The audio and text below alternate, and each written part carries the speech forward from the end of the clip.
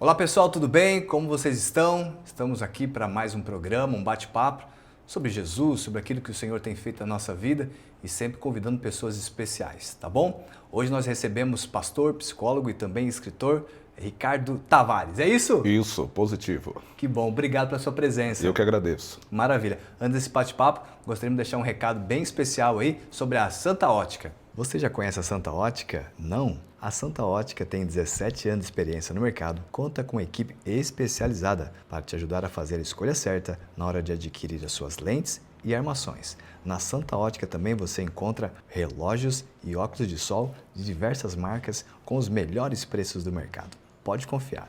Entre em contato pelo telefone 66 99911 9312.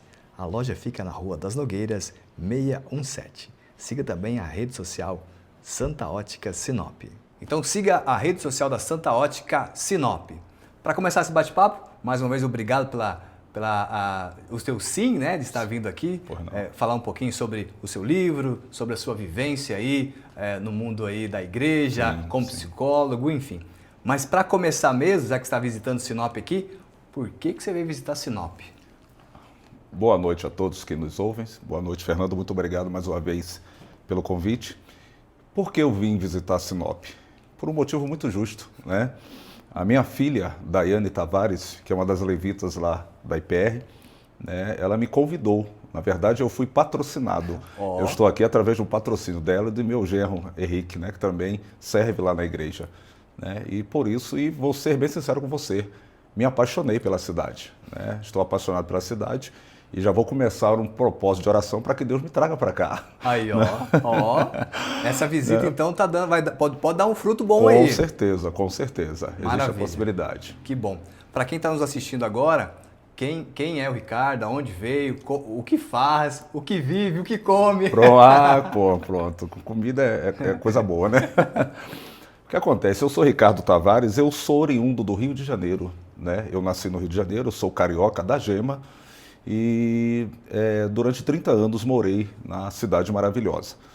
Sou nascido e criado no Evangelho, meus pais já dormem no Senhor e desde sempre lidei com questões de música. Posteriormente, Deus me chamou para o Ministério da Palavra, na qual eu fui estudar, fui me dedicar. Eu sou teólogo, né, de formação e fui auxiliar de trabalho, diácono, presbítero e sendo presbítero, com 30 anos de idade, e por volta de 2004, Deus ele me levou para Salvador, Bahia. Né? Na ocasião eu só tinha Daiane e Brian, que também está aqui em Sinop. E na Bahia Deus me concedeu mais um filho, né? Brenda, então eu tenho 2 filhos cariocas e um filhinho baiano, né? Que é uma benção. Está lá com a mãe. Eu mando um abraço para a minha digníssima esposa, a missionária Neide Tavares, né? E estamos lá fazendo a obra. Né? Posteriormente fui cursar psicologia, que era um desejo da minha alma, porque eu gosto de lidar com gente, liderei jovens, né? Liderei adolescentes, né? Sempre atendendo as pessoas e senti essa vocação, esse chamado da parte de Deus para poder estar labutando nessa área.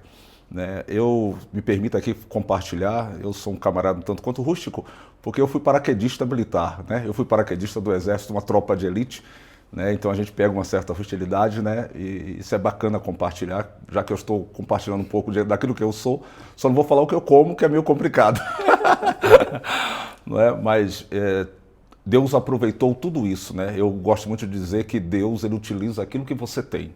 Né? Moisés ele tinha uma vara e foi justamente essa vara que Deus utilizou para que o milagre do mar se abrir não acontecesse. Né? Então, tudo que Deus me proporcionou aprender, Deus ele tem utilizado na sua obra. Né? Em Salvador, eu sou funcionário público, né, da área da segurança pública e nós também começamos a desenvolver um trabalho de clínica social. O que é uma clínica social? Justamente eu comecei a ver que os valores cobrados no atendimento, eles obedecem uma tabela dentro do CRP e existem pessoas que não têm uma condição de estar arcando com esses custos. Então eu fui movido por Deus para estar auxiliando essas pessoas nesse sentido. Né? Então nós abrimos uma clínica social onde nós ofertamos um acolhimento psicológico às pessoas com menores condições para poder estar arcando e nós facilitamos e possibilitando que todos tenham acesso a um acompanhamento psicológico. Então, basicamente, é isso aí. Me permita mais uma vez falar, eu auxiliei durante 6 anos. Na verdade, eu dirigi uma de nossas congregações, eu faço parte da Assembleia de Deus, Ministério de Madureira, mas é Seguir a Paz. A nossa legenda é Seguir a Paz. E eu, durante 6 anos, fui pastor de uma igreja, né, e posteriormente, tendo em vista que eu precisava dar conta de umas demandas pessoais, meu pastor me colocou para ser um dos suplentes em uma das nossas regiões, ainda lá em Salvador. Então, vamos prosseguir. Maravilha, que bom. Tem história, hoje tem história, meu amigo. Escute aí, tem história. Mas eu sempre pergunto para as pessoas que vêm para bater esse papo, você disse que nasceu num lar cristão. Sim, então, sim. Teu pai, sua mãe, a família sim, ali, sim. Já era evangélico, já era cristão já. Mas geralmente as pessoas dizem, né? Filho de crente não é crentinho. Sim. Tem que aceitar Jesus, tem que levantar a mão, tem que ir para frente, tem que fazer esse reconhecimento que Jesus é o Salvador da sua vida. Sim. Com quantos anos você decidiu entregar a sua vida para o Senhor? Uma pergunta muito pertinente, Fernando. Na verdade, eu comecei a ter essa... Lógico, você cresce, você já vai naquele ambiente. Na minha casa tinha um ponto de pregação, né? E você já cresce nesse caminho. E por volta de 12 anos, né, quando você vai naquele período da puberdade, você vai tomando, né, realmente ciência daquilo que você precisa fazer da sua vida, né, e a partir dos 12 anos eu comecei a ter essa percepção de que eu precisava realmente ter um particular com Deus, não só viver ali nos rastros dos meus pais. Eu precisava ter esse particular com Deus. E aí foi a partir desse momento que realmente eu entreguei a minha vida ao Senhor. Mas vou te falar, né, e porventura alguém que fora criado no Evangelho pode confirmar. Ser criado no Evangelho, meu querido, não é algo fácil, né? Eu costumo sempre dizer, enquanto pastor, né, já falei para muitos adolescentes, muitos jovens, que nós que fomos nascidos e criados no Evangelho, parece que existe um ataque muito maior por parte do adversário, né? Porque ele sabe que nós carregamos uma marca, um selo, né, um conhecimento que já foi construído desde da mais tenra idade, né? Então é um ataque, é uma luta constante, né, uns levantes do inimigo, mas com a graça de Deus, né, e com a convicção daquilo para o qual você foi vocacionado, você consegue dar conta, vencer as adversidades, as tentações e avançar na presença do Senhor. É isso, quando você tinha uns 12 anos, você decidiu, Jesus realmente é o Senhor da minha vida. Sim, ali. Sim, e nessa época, você lembra, mais ou menos ali, quando você tinha seus 12, 13 anos, enfim, quais experiências você viveu ou ali na adolescência, jovem, viveu com o Senhor ali? Alguma experiência você pode compartilhar ali? Na verdade, as experiências que eu tive, eu fui criado, Fernando, e quando você traz essa questão de relatar experiências, é muito bacana. Por quê? Eu fui nascido e criado em uma favela do Rio, uma comunidade muito pobre, você está entendendo? E nessa fase dos 12 anos, eu vi muitos amigos meus sendo abraçados pelo tráfico, né? Eu vi muitos amigos que cantavam comigo no grupo das crianças, que participavam, estavam começando a participar comigo do grupo dos adolescentes, se envolver com tráfico. E muitos deles, infelizmente, desceram à sepultura. Então você perceba que, atrelado ao fato de que minha mãe havia me criado no caminho, e minha mãe me criou realmente no caminho, comigo no caminho. Minha mãe não me apontou à igreja e ficou à parte, não, minha mãe me acompanhava. Uma irmã Sônia, né, que hoje dorme no Senhor, não tinha grandes conhecimentos acadêmicos, mas soube me criar, não só a mim, mas a minhas irmãs, no caminho do Senhor. Tanto é que hoje eu permaneço, né? Amém. Seria uma glória para mim se minha mãe estivesse viva para ver, né, o trabalho dela, que sou eu, né, dar frutos. Né? Então, a partir desse momento, quando eu via os colegas descendo a sepultura, porque estavam abrindo mão dos princípios que aprenderam, eu falei, não, eu preciso permanecer. Eu não quero isso para a minha vida. Na verdade, mesmo oriundo de uma comunidade pobre, onde as expectativas apontavam sempre para o negativo, eu sou prova de que, independente de onde você nasça, se você realmente entregar a sua vida a Deus, você permanecer firme no propósito do Senhor para a sua vida, você pode fazer a diferença. Né? Então é uma experiência que eu tenho muito bacana. A grande pergunta para quem está nos ouvindo, nos assistindo, enfim, como que você então, numa favela do Rio de Janeiro, uma comunidade pobre, com as suas limitações, sim, enfim, juntamente com seus amigos, você viu alguns amigos então indo para o tráfico, indo para a criminalidade, morrendo, sim, e você permaneceu. Você acredita que tudo isso foi fruto da oração, do ensino, da sua mãe, da sua família? Pô, isso foi a base de tudo. Eu falo até, minha esposa hoje ela reproduz muito um comportamento que minha mãe tivera conosco. Né? Minha mãe sempre de madrugada, eu me recordo, ela levantava, ia no quarto, colocava a mão na nossa cabeça, entregava a nossa vida nas mãos do Senhor. Né? Então, atrelada a tudo isso que eu aprendi, a esse cuidado de minha mãe, né? Essa atenção e essa preocupação de sempre estar nos conduzindo na presença do Senhor, isso aí foi primordial e um fator realmente diferencial para que hoje nós estivéssemos onde nós estamos. Né? Minha esposa hoje também sempre faz isso, às vezes até agora, com 49 anos, né? Eu estou deitado, às vezes minha esposa coloca a mão na minha cabeça e quando ela coloca a mão na minha cabeça, né, eu começo a reviver aquilo que minha mãe fazia comigo. Eu acho muito bacana, né? Porque quando ela coloca a mão na minha cabeça, ela vai profetizando a bênção de Deus, o cuidado de Deus, a segurança de Deus, haja vista que eu faço parte da segurança pública, é um tanto quanto complicado, então ela coloca a mão na minha cabeça e isso aí me traz um certo conforto. Então isso é muito bacana. Então, atrelado a tudo isso, né, a participação dos pais aí no sentido de estar sempre cobrindo seus filhos com a proteção de Deus, isso aí é fundamental. Maravilha. Pessoal, olha o conselho desse bate-papo aqui hoje, hein? Você pai, você mãe, então faça isso. Coloque aí a mão no seu filho, na sua filha, ore por ele, agradeça pela vida dele, né? Coloque ele nos caminhos do Senhor. Com quem? Com oração, com o seu exemplo, chamando ele para próximo, com a leitura da palavra, com oração. A gente conversou com algumas pessoas já aqui, as pessoas diziam assim, olha, a musiquinha lá da Bíblia, eu lembro até hoje que a minha mãe me ensinava. Então acredite, creia nisso. Aquilo que você plantar hoje, de fato, vai germinar no seu filho, na sua filha e vai, de fato, creia nisso, se transformar num homem, uma mulher de bem, um filho, uma filha abençoado. Eu acredito nisso. Não é verdade, meu irmão? Amém, com certeza. Isso faz toda a diferença. Maravilha. Então, caminhou com o Senhor, teve essas experiências lá no Rio de Janeiro, né, já adolescente ali, se firmou mais ainda no Senhor e veio aí caminhando. Você me falou que teve uma época da sua vida que você andou dando uma afastadinha aí. Com quantos anos você resolveu visitar um outro lado? Foi. E isso é bacana nós tratarmos a respeito desse assunto, né? Porque é aquela coisa, a Bíblia fala, né? Ensina o menino no caminho, né? No caminho, não é o caminho, é no caminho. Os pais precisam estar ali, ó, no Enquanto mesmo está caminhando, está ensinando. Isso, justamente, né? Não é interessante os pais estarem à margem do caminho. É aquele pai, aquela mãe diz assim, filho, tem que ir para a igreja, vai para a igreja. Ele fica em casa. Isso, não é isso. não é isso. É você pegar ele e acompanhar ele até na igreja, ou acompanhar ele na leitura, acompanhar no momento de devocional, de oração, e assim você está ensinando ele. Isso. Mas diga lá, qual foi o momento que você tentou dar uma olhadinha para o outro lado? Pronto, e aí quando chegou na fase, né, 12, eu já tinha essa convicção, não, eu nasci para ser crente. E até hoje eu tenho isso bem forte, eu nasci para ser crente, né, no sentido mais amplo da palavra. E aí, 15 anos, 16 anos, aquele processo de, né, o seu cognitivo já está um tanto quanto mais desenvolvido, você começa a ter mais noção das coisas que acontecem à sua volta, os desejos eles vão brotando. Isso é totalmente normal e natural, acontece com todo ser humano.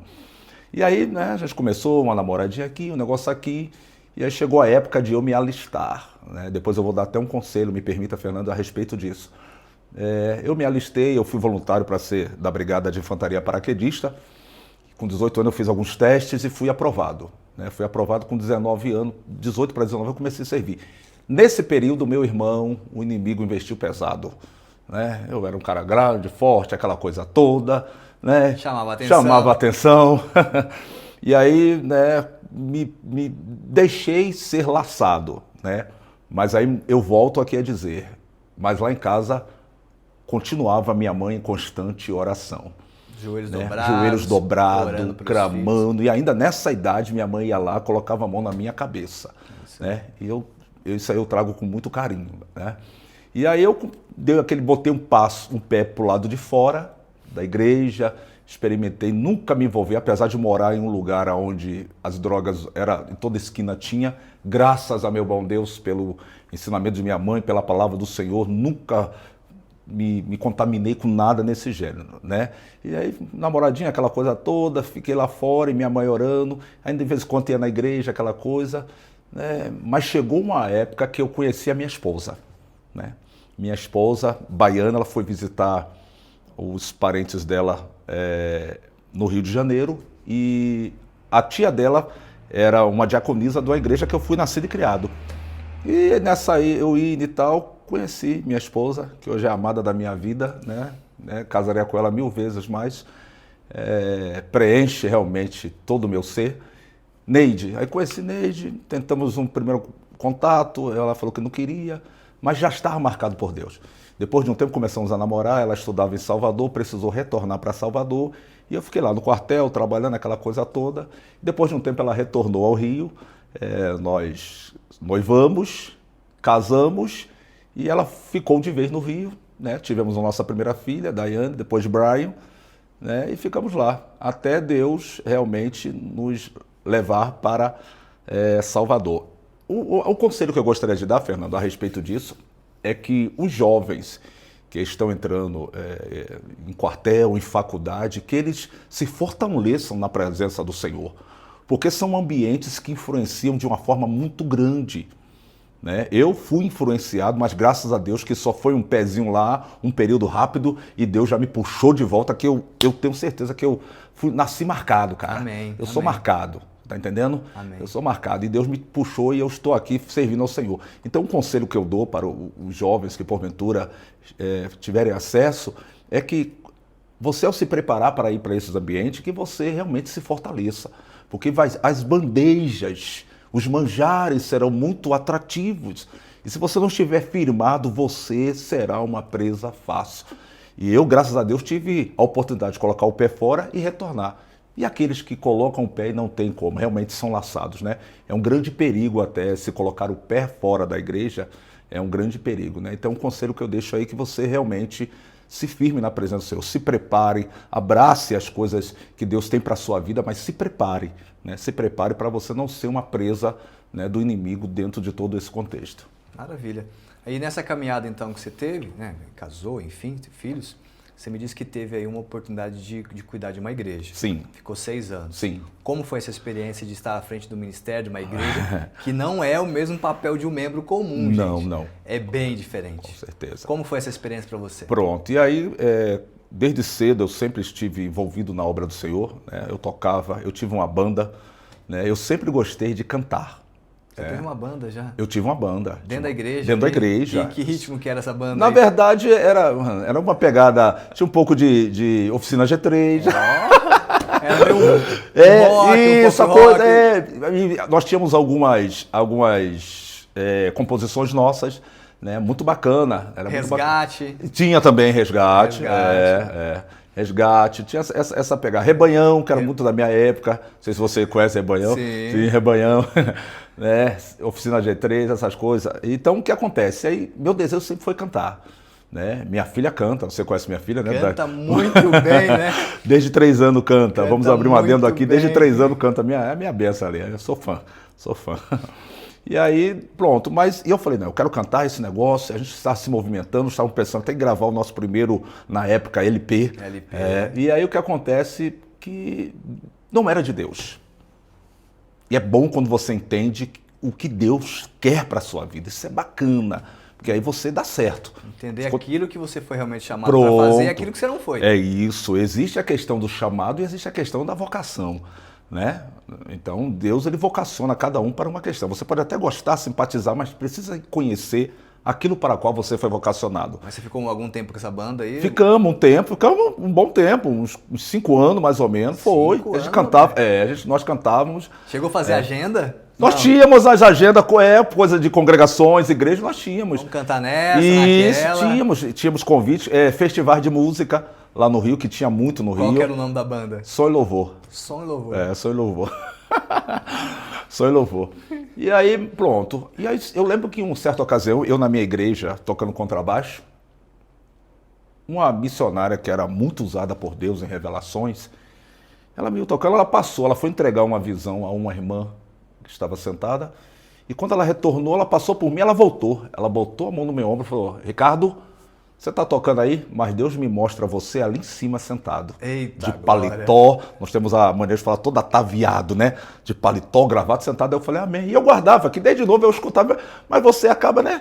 naturalizando isso, natural, e guardava, e continuei. Eu mesmo, mas chegou a época que Deus começou a mexer.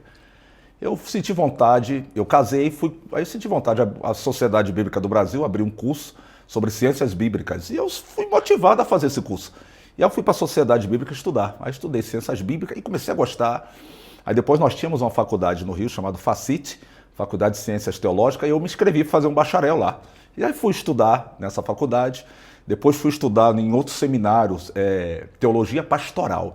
Tudo que surgia dentro da teologia, eu estava lá. Né? Eu estava lá aprendendo. Antes de ser pastor. Antes de ser pastor. Na verdade, Fernando, eu não estava nem nas fileiras ministeriais. O irmão lá da igreja que também tocava um baixo e tinha uma banda lá. Isso, era isso. Eu não estava nem nas fileiras do ministério. E começou a fazer os cursos e ter esse aprofundamento da palavra e do evangelho. Pronto. Aí, posterior a isso, meu pastor, presenciando a minha proatividade, meu trabalho, ele me separou. Ricardo, a partir de hoje você vai ser, né, numa reunião de ministério, venha na reunião do ministério que eu vou lhe separar para ser auxiliar de trabalho, que ela começa auxiliar de trabalho. Aí depois de uns 2 anos eu fui a diácono, aí fui a presbítero, aí nessa ocasião eu já liderava jovem, já liderava adolescente, dirigia um círculo de oração todo sábado. Eu tinha uma vida muito corrida. Bem envolvido. Bem envolvido. Sempre fui, graças a Deus, sempre gostei de labutar na obra do Senhor. E já casado. Casado. E o casamento não atrapalhava, não. Que, meu irmão... Ó, você que está assistindo aí, atenção. Casamento não atrapalha o ministério da igreja, não, meu. Cantar, pregar, dirigir, fazer as coisas. Não atrapalha, não. Casamento não é doença. Não, é verdade. É igual gravidez. Gravidez também não é doença, não. Mas diga lá, meu irmão. É verdade. E muito pelo contrário, a minha esposa teve um papel fundamental, me ajudava muito. Com certeza. Nós levávamos nossa filha no carrinho. Eu até falo sempre, minha filha é conhecedora, que eu tenho uma dívida com minha filha. Né? Porque minha filha foi criada no meio de jovens, adolescentes, pessoas já com a maturidade um pouco mais desenvolvida, né? E eu falo, poxa, eu devo muito. Minha filha, ela amadureceu muito rápido por conta de estar nesses ambientes, né? Mas é uma menina do bem, uma menina que eu amo com toda a minha alma, né? E aí eu fui a presbítero, né? E aí, beleza, aí fui para Salvador, né? E em Salvador consegui uma congregação que era do mesmo ministério que eu estava no Rio, e comecei ali a trabalhar. O pastor começou a perceber, né, a minha capacidade, aquilo que Deus tinha me dado, né, aquilo que eu tinha acumulado, que uma vez Deus falou comigo, vá acumulando, e eu fui acumulando. E aí eu comecei a desenvolver, daqui a pouco eu já era líder de jovens, um camarada que veio do Rio, né, e em 2 anos eu já me tornei líder de jovens numa congregação lá em Salvador, né, e posteriormente fui consagrado a evangelista. Aí logo após, meu pastor presidente, doutor Enoque Protásio, que hoje dorme no Senhor, ele me direcionou para dirigir uma congregação. E eu fico muito feliz, porque é aquela coisa, rapaz, quando Deus está no negócio, você vê o resultado. Eu, quando assumi a igreja tinha 8 membros, né? Uma congregação, e eu fiquei feliz. Opa, tem pouca gente, porque uma coisa é você ser líder de jovem e tal, apesar que é uma igreja dentro de igreja, lidar com jovem, é uma igreja dentro de igreja, né? As complexidades, né? Aquele processo de descobrimento, aquela coisa toda, os conflitos da adolescência. E quando eu fui assumir a igreja, eu fiquei, opa, tem outras pessoas, pronto, vamos começar a administrar, beleza, não tem tanta gente, mas Deus abençoou de uma forma tremenda, rapaz. Começou a vir gente. Oxi, daqui a pouco, quando eu vi, já tinha 60. 60, montamos um grupo de criança, um grupo de adolescentes, um grupo de jovens, dentro de suas proporções, separamos grupo de senhores e senhora, estabelecemos a escola dominical como deveria, e eu fiquei feliz. Poxa, eu falei, eu e a minha esposa, tá vendo aí? É confirmação de Deus, né? E foi muito bacana, né? Mas eu acho interessante que quando o Deus ele permite esses processos, né, essas fases, e quando Deus tem outras coisas para a sua vida, Deus ele começa a movimentar as peças para que você, né, se abra para o novo. Né? Porque se a coisa fluir de uma forma muito bacana, você se acomoda. Acomoda, né? Você se acomoda, né? Você entra numa zona de conforto. Tá tudo dando certo. Daqui eu não saio mais. Sopa e água fresca. Isso. Daqui eu não saio mais. Mas aí Deus começou a permitir algumas movimentações. E nessa movimentação, eu já praticamente com 6 anos, meu pastor presidente falou, Ricardo, vou lhe trazer para a sede, que eu fazia parte do núcleo de educação.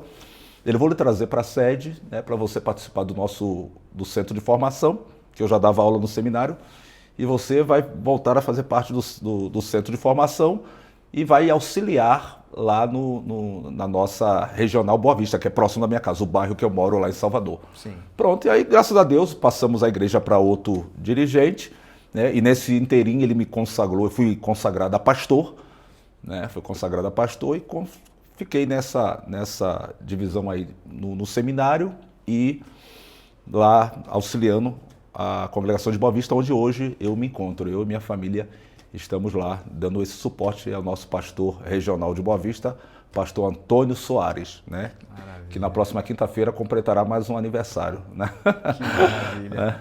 E aí, eu quero te perguntar, você trouxe o livro aqui. Trouxe, sim. Né? Então, você é psicólogo, pastor, sim. mesmo está lá à frente de uma igreja, mas tem esse título, então automaticamente tem essa unção e tem abençoado e orado as pessoas. E aí, esse livro é o primeiro livro que você escreveu? É o primeiro livro. Olha só. É o primeiro livro. Traumas ou marcas? Uma questão de foco. Muito bem. O meu primeiro livro. Do que se trata esse livro aqui, meu irmão? Pronto. Justamente a pergunta áurea, né? Todos perguntam a respeito do... Do que se trata esse livro aqui, Fernando, ele surgiu justamente de algumas inquietações que eu fui reunindo de alguns pacientes, também de algumas palestras que eu ministro, e eu percebia que na maioria das vezes as inquietações das pessoas nas quais eu tinha contato, elas giravam em torno dos processos que eles acabavam ficando estagnados. O indivíduo ele começava a desenvolver determinados processos, buscar determinadas realizações, mas em determinado ponto ele percebia que ele estagnava, ele parava, ele ficava como que preso a alguma coisa. E aí quando você ia fazer a terapia, quando você ia fazer ali, né, uma busca para poder investigar, você descobria que há coisas do passado que não foram bem elaboradas, processadas naquela época, que justamente estavam atrapalhando, né, interferindo no presente. Resolvidas, coisas que não foram resolvidas. Isso, coisas que não foram resolvidas. De forma geral, traumas, né? Coisas que no passado causaram um dano. E é muito interessante nós tratarmos sobre isso, que muitas das vezes nós temos, enquanto seres humanos, a tendência de naturalizar as coisas.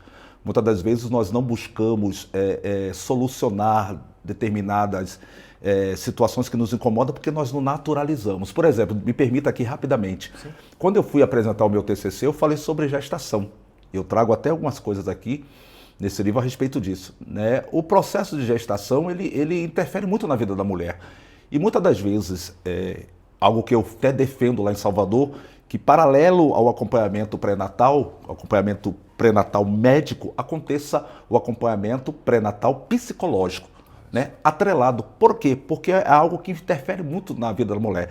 E eu descobri nas minhas pesquisas que um dos fatores que impede que a atenção à mulher no período gestacional seja mais eficaz é justamente a naturalização do fenômeno. O que é isso?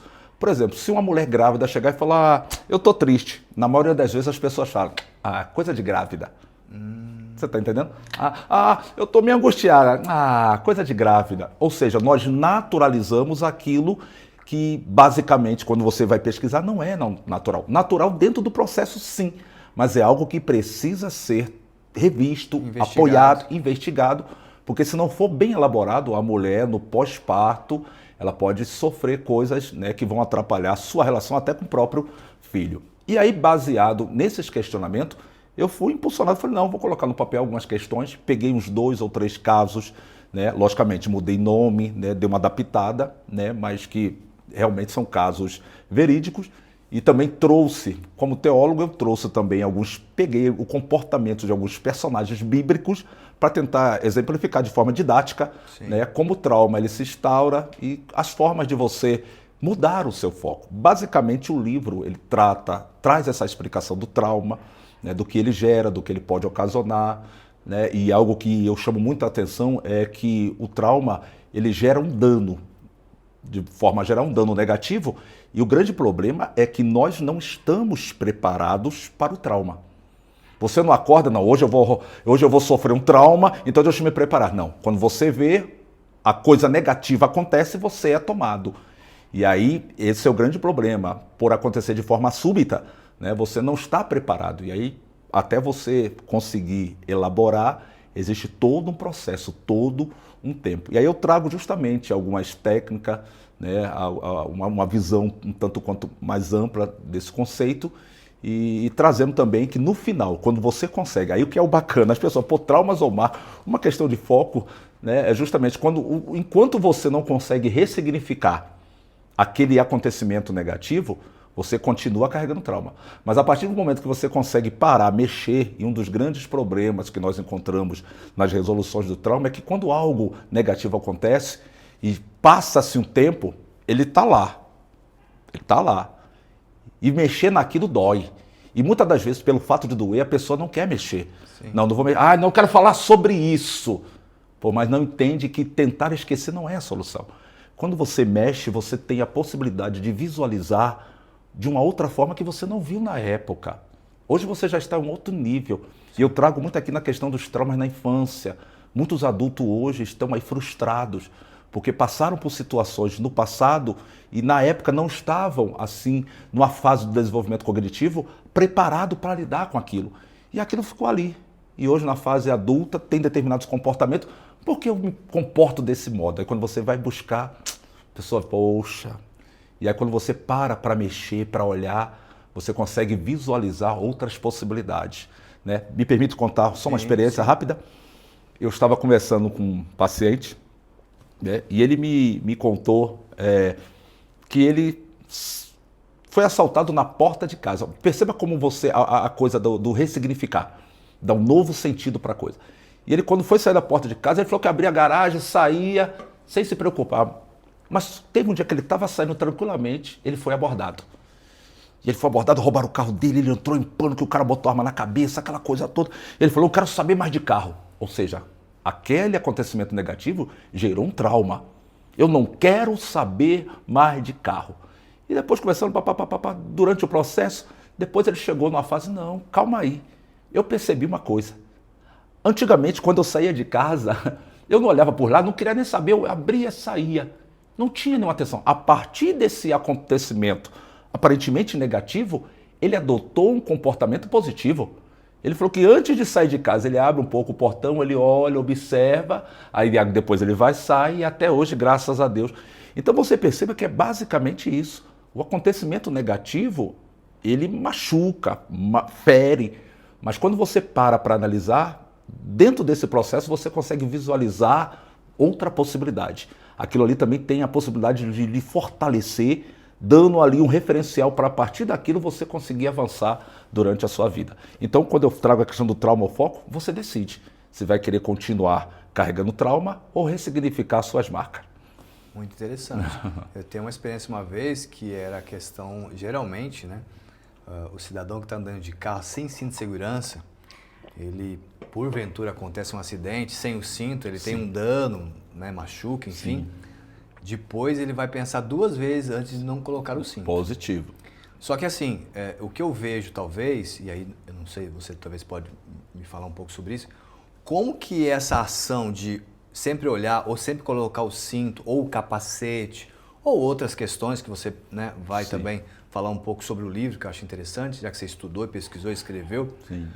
Existe um tempo, talvez as pessoas têm um tempo que elas agem de uma forma positiva e algumas pessoas acabam, num tempo, acabam meio que esquecendo aquilo e voltando a cometer os erros. Sim. Qual que seria o conselho, ou a dica, ou enfim, ou o que você pesquisou, analisou? Como eu faço para me manter sempre nesse foco de, olha, para lá, se eu não colocar o cinto, alguém pode me bater, eu posso ser prejudicado. Olha lá, cuidado com isso, cuidado com aquilo. O que seria de dica ou de informações para que a minha mente seja sempre essa mente alerta, atenta, para que não aconteça esses males? Pronto. Ó, Fernando, o que eu gosto de dizer sempre, não só nesse sentido que você traz, mas em todos os sentidos, se tratando de ser humano, não existe receita de bolo, não é? Eu deixo bem aberto no livro que eu não teria como... Teve uma pessoa que me perguntou, vem cá, é possível ressignificar algo negativo? Eu falei, é possível. Como? Eu falei, uma estratégia que você vai ter que descobrir. Nós lhe damos o direcionamento, mas cada ser humano age de uma forma, porque recebe de uma forma positiva, idiosincrasia. Cada um percebe as coisas de forma particular. Até irmãos criados pela mesma família, com a mesma educação, eles irão perceber os acontecimentos de forma peculiar. E aí essa questão, algo que influencia muito essa mudança de comportamento está atrelado justamente ao momento em que o trauma ele aconteceu. Em que fase do desenvolvimento humano esse indivíduo se encontrava? Tá entendendo? A partir disso aí você tem a capacidade de ressignificar de uma forma mais rápida ou não. Quanto mais tempo a coisa demorar para ser processada, mais profunda, mais raiz ela vai criando, dificultando ali a sua elaboração, né? Mas isso não significa que não tenha jeito, não, muito pelo contrário. Quando você se debruça ali, quando você reconhece que precisa, o primeiro ponto é reconhecer que precisa de ajuda.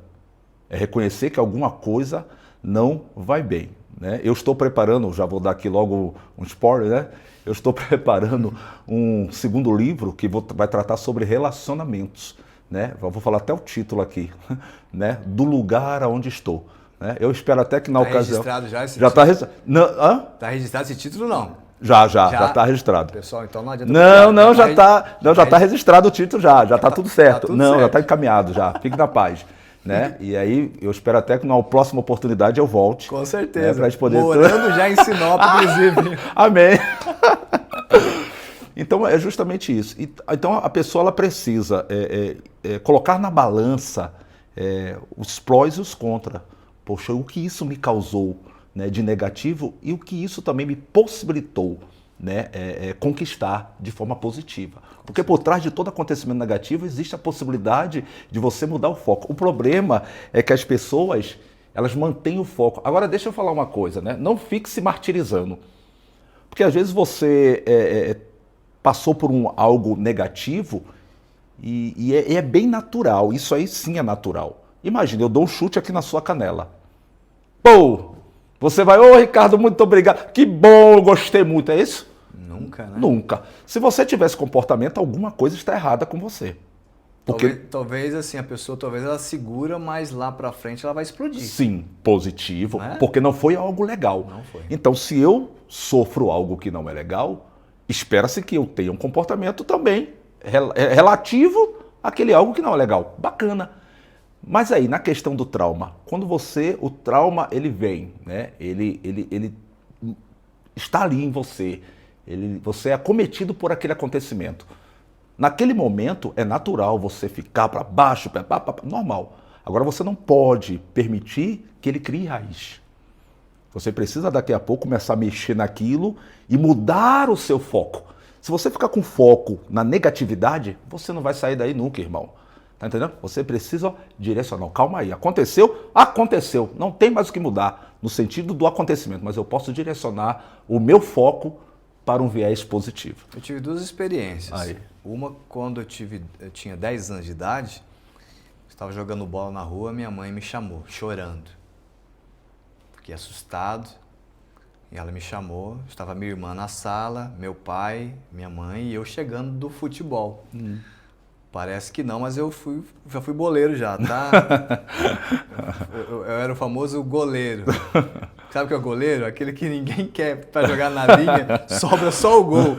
E aí na época o São Paulino, o Zete era muito famoso, eu ia pra bola, gritava Zete na bola. Mas enfim, minha mãe me chamou aos 10 anos. Queria contar alguma coisa pra você. Ela falou, vou contar pra você uma situação aqui, mas eu queria que você perdoasse a mãe. Falei, ué, mas 10 anos, né? A mentalidade de 10 anos. Imaturo. Sim, sim. Bem novo. E ela foi me contar um segredo que ela já carregava há 10 anos. Ela falou, olha só, esse rapaz aqui, esse senhor, essa pessoa aqui que você chama de pai, não é o seu pai de verdade. O seu pai, quando descobriu que eu estava grávida de você, ele simplesmente disse que não queria. E nós já estávamos de mudança do Paraná para o Mato Grosso e eu vim grávida. E então, com 3 anos, eu conheci, depois veio a sua irmã, enfim, mas ele não é o seu pai. Eu queria que você perdoasse a mãe. Falei, mãe, tá tudo perdoado, tá tudo certo. E ela chorando, desesperada, mas desesperada. Falei, tá tudo certo, mãe, tá tudo certo. Posso jogar bola? Posso jogar bola. E fui jogar bola. 10, 11, 12, 13, 14, 15, 16, 17 anos. Com 17 anos começou a me fazer um certo mal. Uma situação lá interna, uma saudade, uma dor, uma angústia, alguma coisa fazia falta e eu não sabia o que era.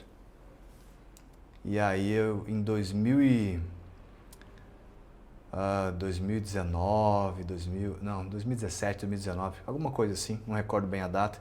Sei que teve algumas palavras sobre paternidade. Olha só, Deus é o seu pai. Talvez você não teve o seu pai biológico, mas existe um pai que é o Abba, o papaizinho, ele é o seu pai. Então, recorra a ele, corra a ele, ele nunca te abandonou e nunca vai te abandonar. Mesmo que o teu pai biológico tenha te abandonado, esse Deus não te abandona.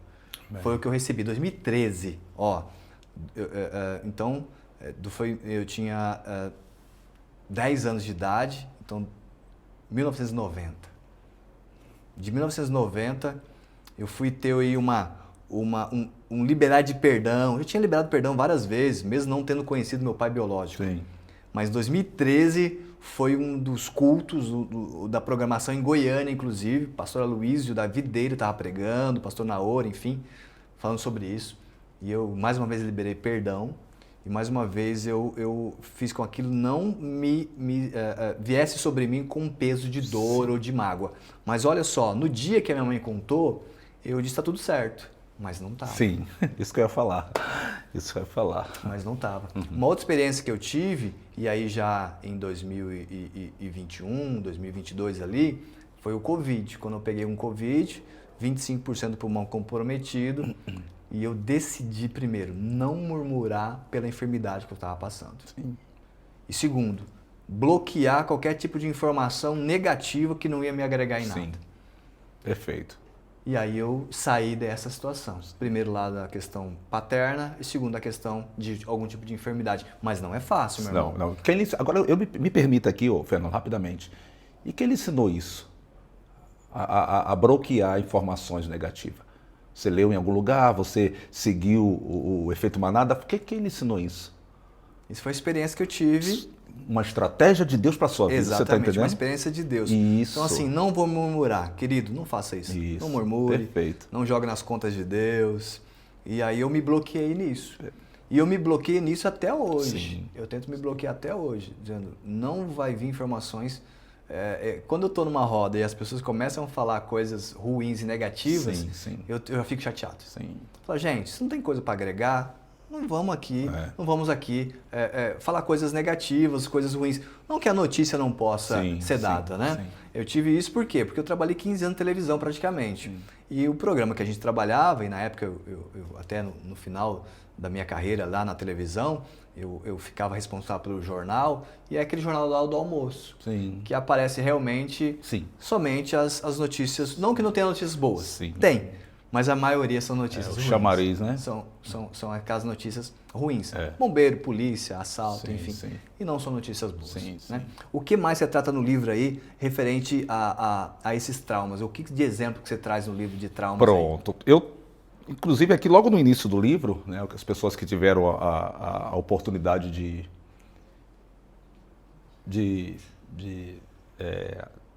comprar, né, de ter acesso. Primeiro livro.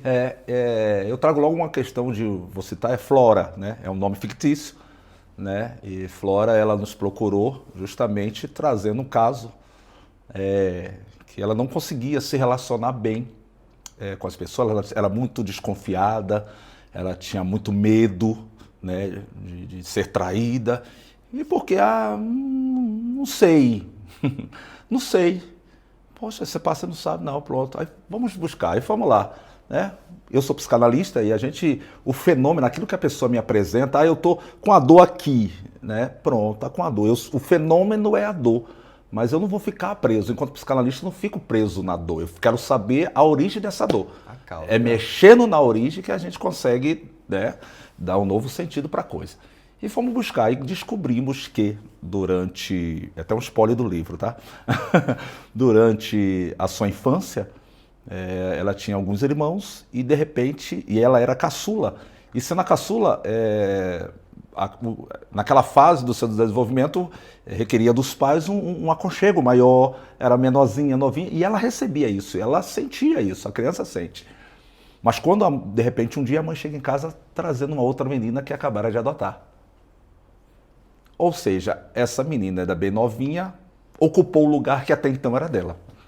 E nessa fase, é por isso que eu falo, uma das coisas que dificulta, às vezes, o tratamento do trauma é o momento em que ele acontece. Em que nível do desenvolvimento existencial você está? Quanto mais desenvolvido existencialmente você estiver, melhor será a sua capacidade de lidar. Agora, quando isso acontece com a criança, Freud mesmo ele fala da questão do impacto do trauma no período do desenvolvimento, né? Se você pegar uma agulha, é até uma analogia muito bacana, se você pegar uma agulha e enfiar no embrião, vai causar um dano muito grande. Agora, se eu pegar uma agulha aqui e furar você vai sentir, mas não vai, né? Uma agulha, né? Você já tem uma capacidade de entender, de processar, de suportar aquilo, né? Então, dependendo da fase do desenvolvimento existencial em que você se encontra... A dor é maior ou menor? Justamente, e o impacto que isso pode gerar na sua vida também é maior ou menor. Então, Flora, por ser criança, ela não sabia elaborar. Ela só percebia que aquele lugar que até então era dela, não é mais. E ela cresceu, né? Cresceu. E agora na vida adulta ela começa a perceber que nos relacionamentos ela ia tudo muito bem, mas daqui a pouco ela parava, pausava, não queria, era muito desconfiada, né? Ficava sempre ali na guarda, aquela coisa toda. E foi procurar, porque isso aí que eu falo primordial, percebeu, procure ajuda. Né? Percebeu que algo não ia bem, que está atrapalhando o seu cotidiano, procura ajuda. E aí na terapia ela conseguiu visualizar que esse acontecimento lá do passado, que era o fator, né? Que era o fator motriz que estava interferindo no seu presente. E aí conseguiu ver outras possibilidades. O que ela conseguiu com isso?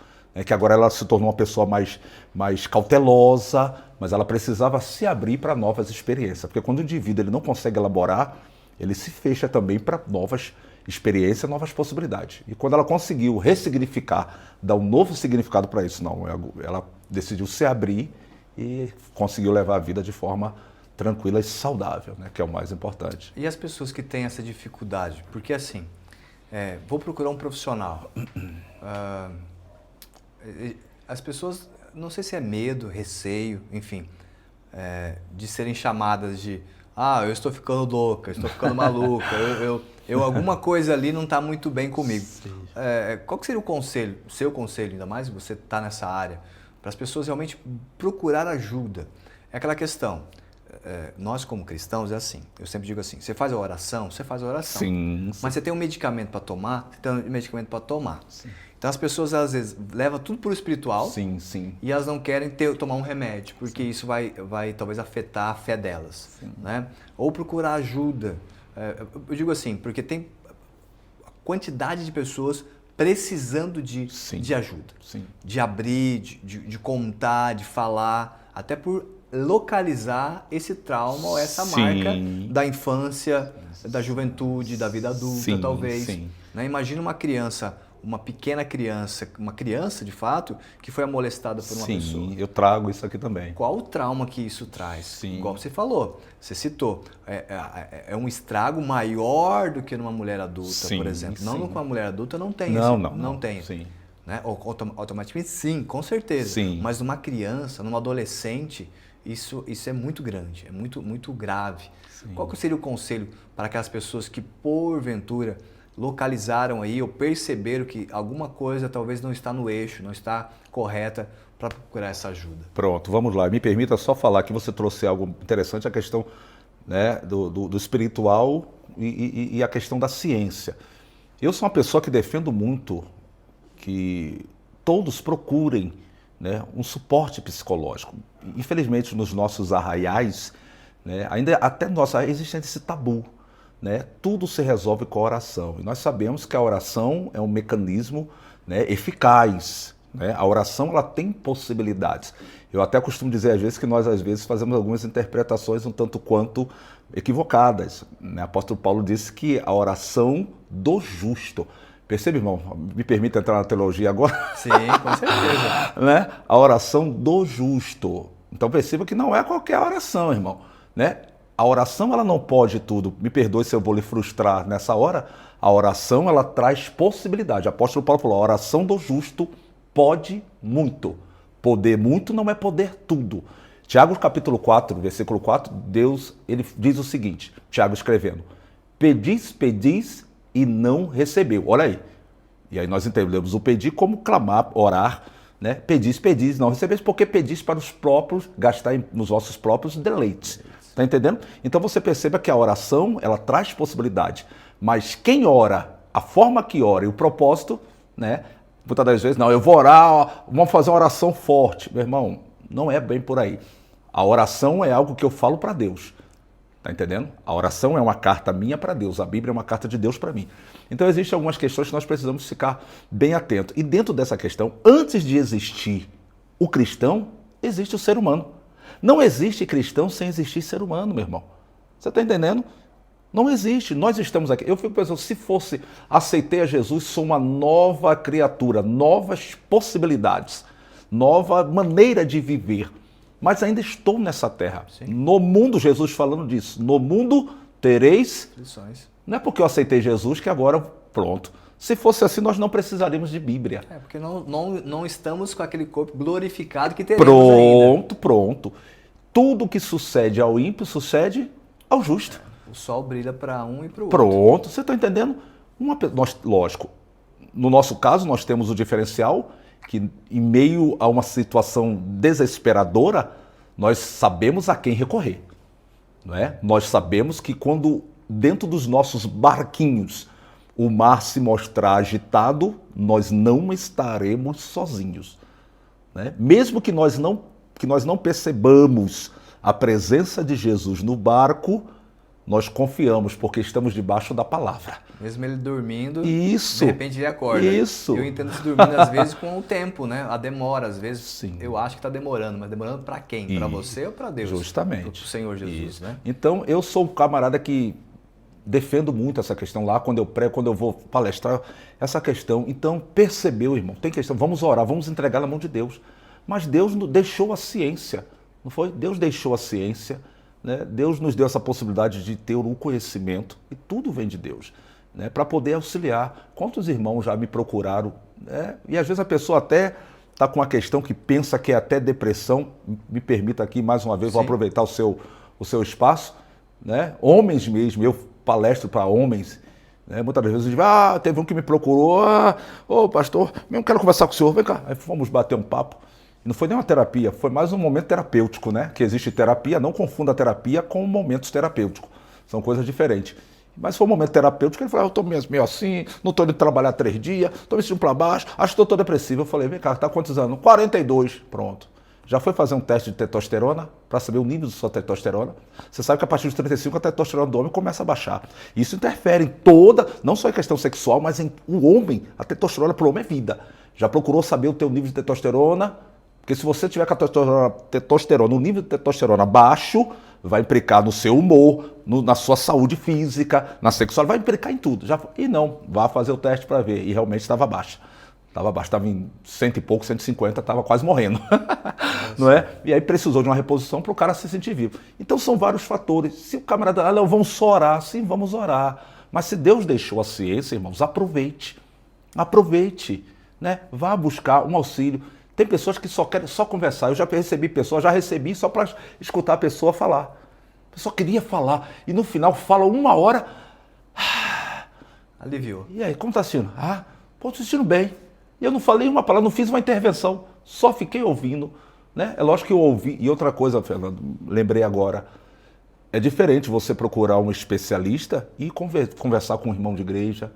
Né? O irmão da igreja, às vezes, ele está com a situação dele, ele vai, não, faz isso, faz aquilo, né? Mas querendo ou não, a escuta profissional é uma escuta desprovida de julgamentos. A gente procura ser o mais, assim, imparcial, tá entendendo? É desprovida. Se a pessoa no set terapêutico não tem certo e errado, não. Eu estou ali para ouvir e acolher, né? E eu criei uma teoria que eu acendo lanterna.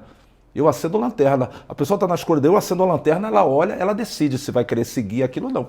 Mas ela que decide, não sou eu. Eu só acendo a lanterna. Pô, isso é muito bacana. E nós, evangélicos, precisamos, irmão. Pastores. Você veja aí que até pessoas mesmo dos nossos arraiais aí, às vezes tentando contra a própria vida. E por quê? Porque nós ainda temos essa essência. E nós precisamos aí, né, estar buscando esse apoio aí para poder lidar de forma saudável. Deus precisa da gente, bom. Exatamente. Eu falo sempre isso. Eu converso com os meus amigos, né, tomo meus cafés, né, não sou profissional da área como você, mas eu sempre falo assim, olha, você tem que cuidar de você. Sim. amigos, pastores, enfim, eu falei, tem que cuidar de você. Porque se você não cuidar de você, meu amigo, amanhã você está morto, Sim. você morre. Aí eu pergunto assim, o que você faz para você? Para si? Eu não faço nada. Um esporte? Não faço. Uma academia? Não. Caminha, pedala? Não faço nada. Eu falei, você vai morrer, meu amigo, você vai morrer. Então você tem que cuidar. E você falou, eu cito de vez em quando sobre essa questão, eu não tenho visto hoje, atualmente, pastores com depressão, não tenho visto, mas provavelmente deve ter. Tem. Depressão, ansiedade e até a vontade de tirar sua própria Ideação vida, suicida, sim. né? Sim. Então imagine só, um pastor que lida com muitas pessoas, né? Aconselhamento, pregação, aquela questão toda de uma pressão espiritual, né? Isso. E se não se cuidar, como que fica, né? Então, assim, eu acho que deve realmente pastores, líderes, né? E a comunidade em geral, procurar bons profissionais para ser ouvidos, né? E aí, automaticamente, se ter algum tipo de tratamento ou solução para algum tipo de problema. Em breve teremos aqui Ricardo Tavares em Sinop. Aí você pode procurar. Pronto. Por enquanto está lá na Bahia. Da Bahia, Salvador. Lá em Salvador. Então, se você quiser passear em Salvador e ter um momento nos procure. Se ter um momento de bate-papo, ele está sempre à vontade, né? Tomar um cafezinho talvez e fazer isso. Meu irmão, quero mais uma vez te agradecer. Poxa, eu que agradeço. Tá? Por esse bate-papo. Eu gostaria que você pudesse falar do livro, como que as pessoas que estão em casa e se interessaram pelo livro fazem para poder adquirir o livro. Tem ali um WhatsApp, tem um site, como que eles fazem? Pronto. A princípio, Fernando, por ser uma questão, foi uma publicação independente, tá entendendo? Teve até uma editora que quis abraçar, mas os termos não eram condizentes, né? Então eu fiquei dessa forma, porque a intenção não era nem vender livros, era para aqueles que quisessem realmente ter um entendimento, pudessem adquirir. Com certeza. Não é? Então, basicamente eu que estou vendendo. Eu trouxe alguns aqui, ontem, graças a Deus, o pastor Renan anunciou lá, eu vendi alguns na igreja, tem algumas pessoas que já encomendaram, mas basicamente assim, no meu Instagram, @tenhoditopsi, né? No meu Instagram tem lá uma situação que a pessoa quiser, eu já enviei para alguns lugares, né? Então se a pessoa de repente quiser, eu posso até enviar. Eu estou mandando produzir agora em modelo e-book, que fica mais fácil de disponibilizar para as pessoas, né? Mas estamos aí, esse livro foi lançado em abril, né? Foi lançado em abril, eu fiz um pré-lançamento no meu órgão, onde eu trabalho, e teve uma procura grande, né? Os colegas, até segurança pública é complicado demais, né? É um peso psíquico muito grande. Os colegas abraçaram de uma forma linda, né? E já foram para alguns estados, para Goiânia, para São Paulo, e tem até uma irmã da França que encomendou. Maravilha. Né? Então é bacana, tá Você certo? está com alguns exemplares aqui em Sinop? Tô com alguns exemplares. Então, você fica até quando em Sinop? Fico até o dia 28. Até o dia 28. Então você que está assistindo, vamos deixar o Instagram, né? Se você quiser deixar o telefone também, fica à vontade, ou não, ou só o Instagram. Lá deve ter algum link, então. Tem lá. Que a pessoa pode solicitar o livro, Pronto, tá? pronto. Então se você está assistindo e está em Sinop até o dia 28, 28. o Ricardo estará em Sinop e você pode entrar ali e solicitar. E estando em Sinop fica mais fácil para poder levar, entregar. Se você estiver assistindo esse programa fora dessa data, entre também no Instagram, solicite lá o livro dele, ele vai dar um jeito de entregar esse livro. Com certeza. Correio, Sedex, com certeza. Ele vai dar um jeito de entregar esse livro. Meu irmão, quero te agradecer mais uma vez. Obrigado, eu que agradeço. E antes desse encerramento, eu gostaria que você pudesse orar. Amém. Para que as pessoas que estão nos assistindo, nos ouvindo, amém, talvez estão passando alguma dificuldade, sim. Né, algum trauma realmente lá de infância, na juventude, talvez alguma mulher que sofreu abuso, algum homem que teve alguma situação também, enfim, um adolescente, um jovem, aquelas que estão nos assistindo. Pronto. Que você pudesse orar, declarar realmente aí a bênção do Senhor sobre a vida delas. Pronto. Amém. Eu convido a você a fechar os seus olhos, vamos interceder a Deus. Senhor, meu Deus e meu Pai, Pai de nosso Senhor e Salvador Jesus Cristo, meu Deus, eu quero te agradecer por essa oportunidade de estar aqui com o irmão Fernando e com os demais irmãos, meu Deus, para poder compartilhar um pouco sobre nossas experiências e também falarmos, Senhor, do teu amor. Porque sabemos, Senhor, que nada acontece sem o teu amor, sem a tua vontade. Meu Deus, tudo está sob o teu controle. Meu Deus, nessa hora eu quero interceder por todos aqueles, Senhor, que de alguma forma terão acesso a esse material. Meu Deus, que possam, Senhor, ser impactados pela Tua palavra. Meu Deus, aqueles que porventura tiveram experiências, Senhor, sofridas. Meu Deus, que passaram por situações complicadas e carregam, Senhor, traumas, carregam feridas, Senhor, que ainda não cicatrizaram. Eu te peço, Senhor, que o bálsamo do Teu Espírito, que é sarador, meu Pai, possa recair sobre estas vidas, sobre as nossas vidas, e que possamos ser sarados, curados. Meu Deus, dê coragem, dê força ao teu filho, à tua filha, para buscar ajuda, Senhor, porque junto, Senhor, da ajuda profissional, atrelado à tua palavra, Senhor, acontece a cura. Meu Deus, muito obrigado, continua abençoando, Senhor, este projeto, nosso irmão Fernando, todos aqueles que trabalham, Senhor, com ele, e que através desse trabalho, Senhor, vidas possam ser edificadas. Pela autoridade do Espírito Santo que está sobre a minha vida, eu profetizo uma bênção especial sobre a vida do nosso irmão Fernando, sobre a sua equipe e sobre todos os nossos irmãos, em o nome de Jesus. Amém. Amém. Mais uma vez, obrigado, meu querido. querido. Você que ficou até agora nos assistindo, você que ficou interessado, então, não esqueça, nós vamos deixar aqui mais uma vez o Instagram, você possa adquirir esse livro, ter conhecimento, tá bom? E que Deus abençoe de fato a sua casa, a sua família, em nome de Jesus.